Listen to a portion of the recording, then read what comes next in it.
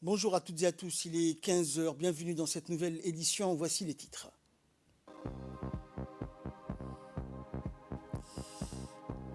Dimani, donc la start-up intègre le paiement mobile pour les services solaires. Et dans l'actualité internationale, l'OMS approuve l'utilisation du vaccin indien anti-Covid de Covaxin.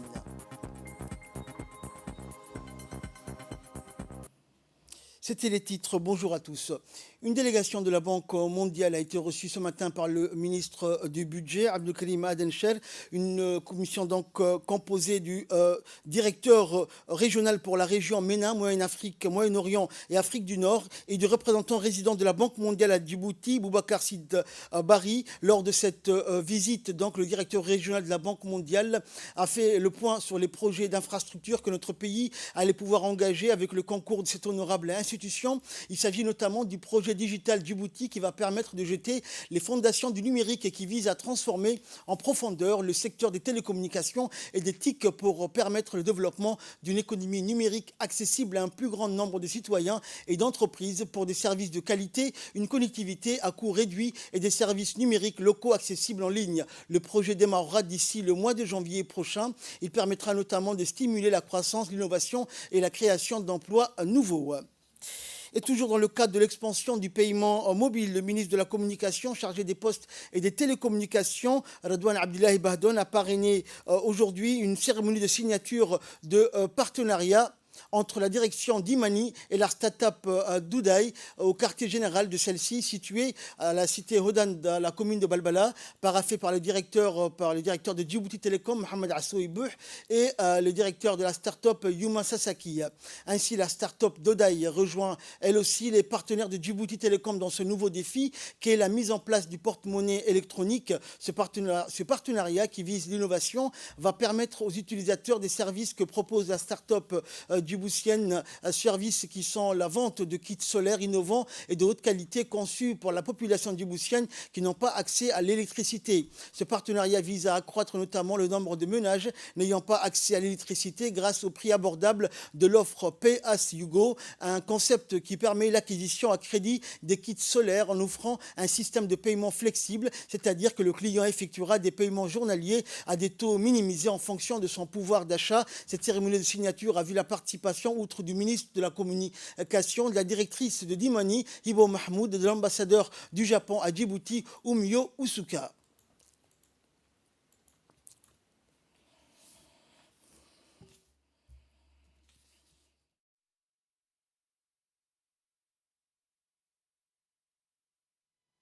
Je suis très honoré aujourd'hui de pouvoir assister à cette cérémonie à laquelle le jeune entrepreneur japonais lance un projet conjoint avec son partenaire Djibouti Telecom ici.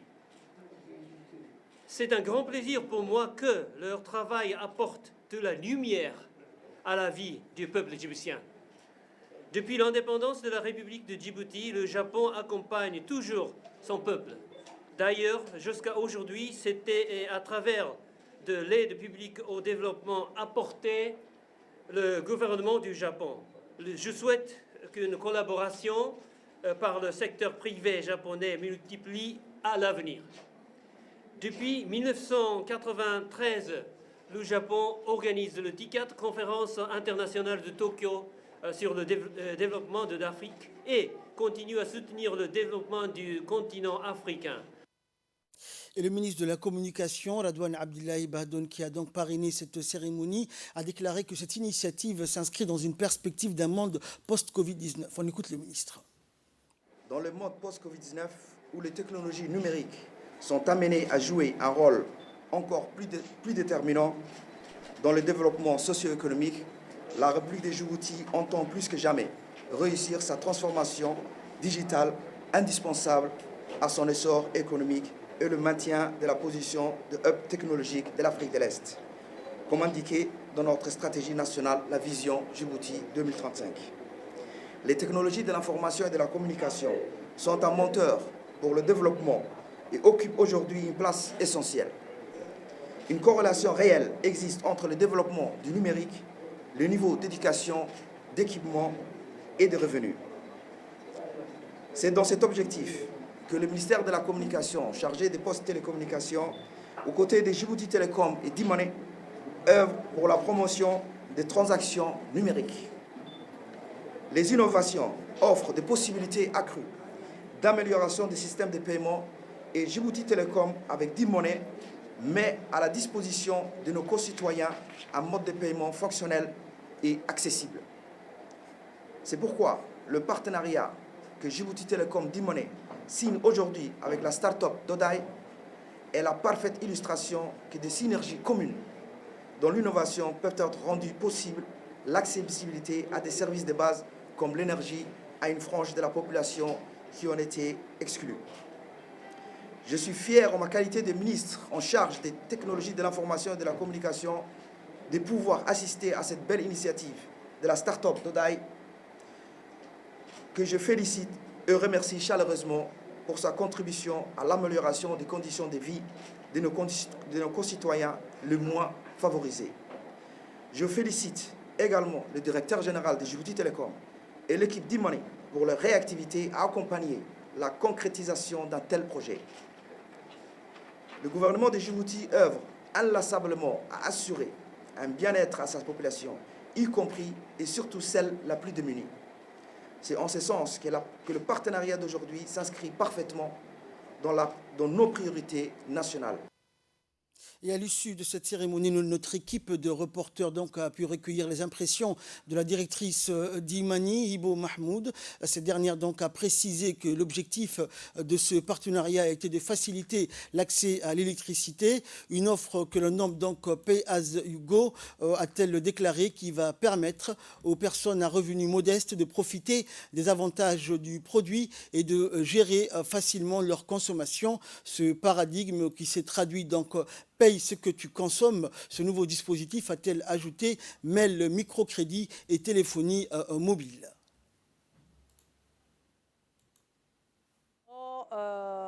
tamarta kaawiga cadceeda ku socota iyo qalab la socda magaalada Djibouti imika iib gelin doona ayaa iyo shirkadda Djibouti Telecom waaxdeedan D-Money in ka mas'uulka ahay ay kala saxiixanayeen D-Money xaggee hawshan ka soo galaysaa D-Money hawshan waxay ka soo galaysaa waxay u fududeynaysaa bulshadii inay ku bixin karaan telefoonkooga oo wixii moneegii elektroonigii ama money numérique afka qalaad lagu oranay ku bixin karaan tug kalena way u fududeynaysaa kale u fududeynaysaa waxay tahay inay dadkaasi ay awoodaan inay ku bixin karaan maalba karaankoogu siduu yahay bishii ina laga sugay ay yimaadeen bixiyaan maaha qofku nolol maalmeedkiisii isaga ishabaynaya maalintii kase wuxuu ku soo diray telefoonkiisa wixii itaalkiisa ahaa systemkan technology-ga maanta digitalkan wuxuu fududeynaya inuu qofkii koonkiisii lacagtii xagga ugu soo dhacdo oo ay shirkadii doodayna iyadooba à distance amba meel ka dheer joogto ogaato qofkii inuu lacagtiisii bixiyay oo systemkii aanan koraanka laga goynin laino alaabtan qalabkani way isku wada xidhan yihiin hadduu qofku bixin waayo systemku wuu ka goynayaa marka annagu haddaan dhankii telecom nahay iyo D-Money fursaddaa baan u fudaydinay shirkaddan Duday inay dadka ay u fudaydiso iyaguna siday lacagtii ugu bixin kari lahaayeen iyagoo maanta ay xaggan balbala ay ka furteen shirkadooda ay hodan ku dhex yaaliin laakiin ninka qofka jooga Bekadus amba waraabeley uu ka soo bixin karaa lacagtii isaguna xaggan ay abad isa soo tacdiibin oo iman. Dans l'actualité également, Djibouti accueillera très prochainement le Salon international du textile africain, la CITA, qui est une vitrine de promotion et de valorisation du textile fabriqué sur le continent africain. C'est en ce sens que le secrétaire général du ministère du Commerce et du Tourisme a fait une importante déclaration. Je vous propose de l'écouter.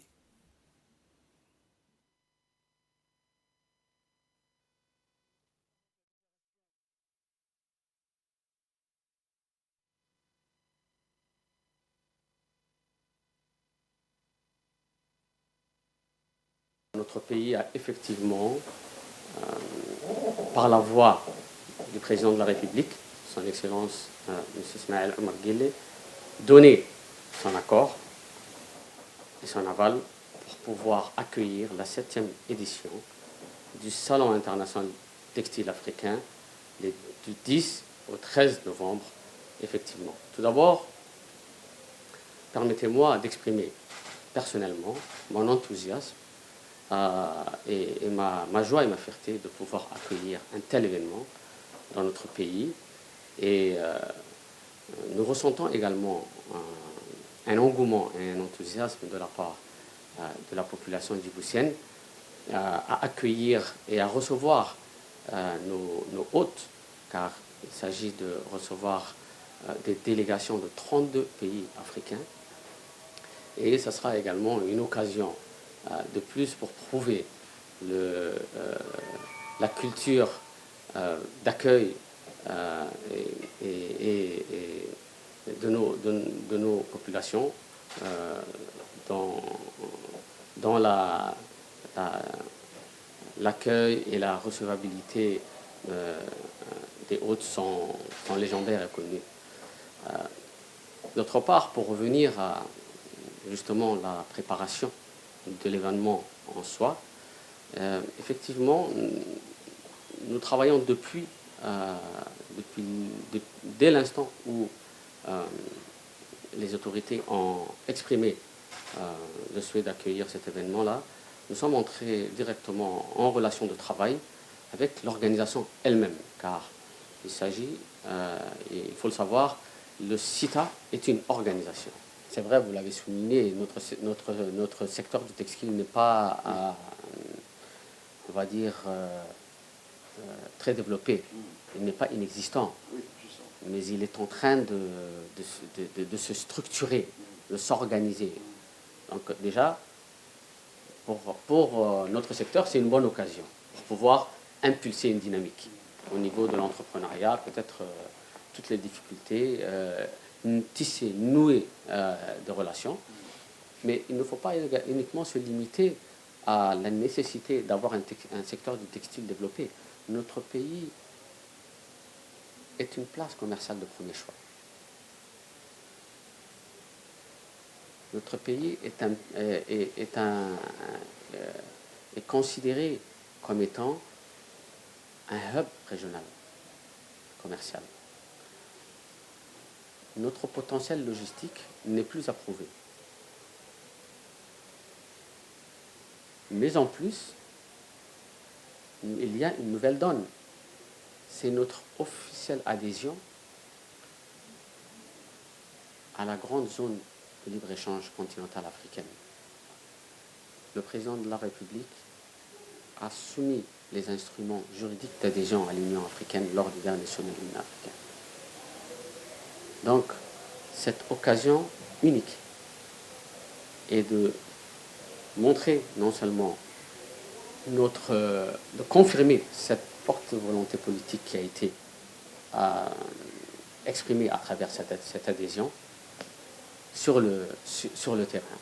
Quels seront les avantages que vont tirer tous ces pays-là, toutes ces sociétés-là qui vont se déplacer au niveau de Djibouti?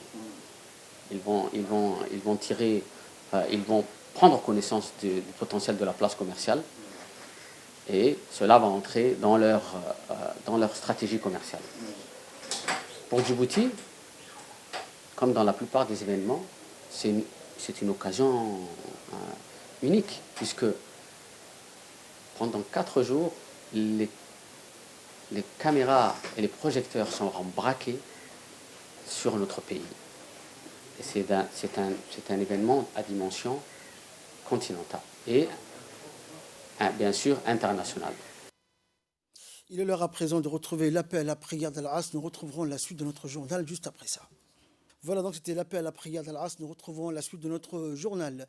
Direction Tadjoura à présent, où dans le cadre du projet de lutte contre les mutilations génitales féminines et la santé sexuelle et reproductive financé par le FNUAP, le Fonds des Nations Unies pour la population, l'Union nationale des femmes djiboutiennes, l'UNFD, a organisé des rencontres intercommunautaires le 31 octobre dernier et le 1er novembre dans la région de Tadjoura. Ces rencontres s'inscrivent dans le cadre global du projet de sensibilisation sur la question des MGF et des violences fondées sur le genre. L'objectif étant de contribuer à améliorer les connaissances des populations sur les conséquences des mutilations génitales féminines sur les jeunes filles. Ces séances de sensibilisation ont permis par la suite un échange fructueux et un débat pertinent autour des questions liées aux mutilations génitales féminines.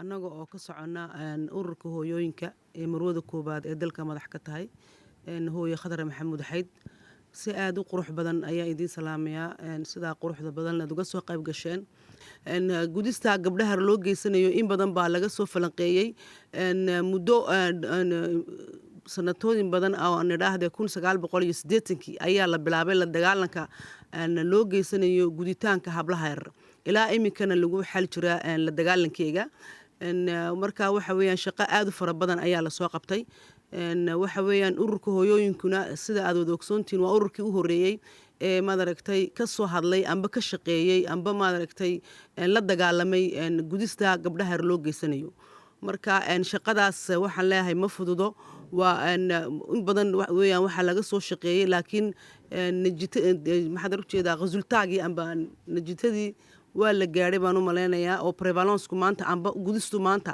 aad ayay u dhaadhacday iyaan leeyahay laakiin caadadaasi waa caado aad u foolxun weeyaan waa caado aad u dhibaataynaysa qofka maaragtay bini'aadanka marka jirhkeennana dee waxa weeyaan wax xaaraana kol ay kuma taalo oo meel xaaraana oo la goynayaa ma jirto. Et là, nous passons à l'actualité internationale. C'était dans le titre de cette édition. L'Organisation mondiale de la santé approuve l'utilisation du vaccin indien anti-Covid Covaxin. L'OMS a approuvé donc hier mercredi l'homologation d'urgence au vaccin anti-Covid Covaxin, le premier entièrement développé en Inde et le 8e à recevoir le précieux sésame. Ce vaccin efficace à 78% est recommandé pour tous les groupes d'âge à partir de 18 ans. Il requiert 2 doses à 4 semaines d'intervalle, mais se révèle particulièrement bien adapté aux pays à revenus faibles et moyens en raison de la facilité avec laquelle il peut être stocké selon un communiqué de l'OMS. C'est le premier vaccin entièrement développé et fabriqué en Inde à recevoir l'homologation de l'organisation onusienne. Il rejoint les vaccins anti-Covid de Pfizer, BioNTech, Moderna, AstraZeneca, Johnson & Johnson, Sinopharm et Sinovac sur la liste. L'annonce intervient alors que le seuil officiel de 5 millions de morts de Covid-19 vient d'être franchi. Le bilan réel de la maladie détectée fin 2019 en Chine avant de devenir la pire pandémie depuis 100 ans pourrait, de l'avis de l'OMS, être 2 ou 3 fois plus élevé.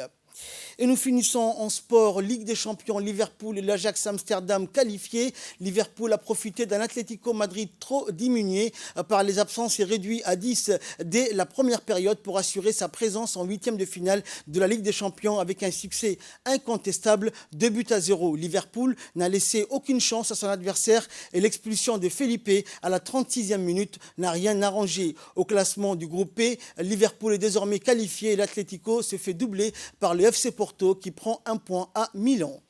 C'est ainsi que prend fin cette édition. Merci de l'avoir suivi. Excellent week-end sur Télé Djibouti.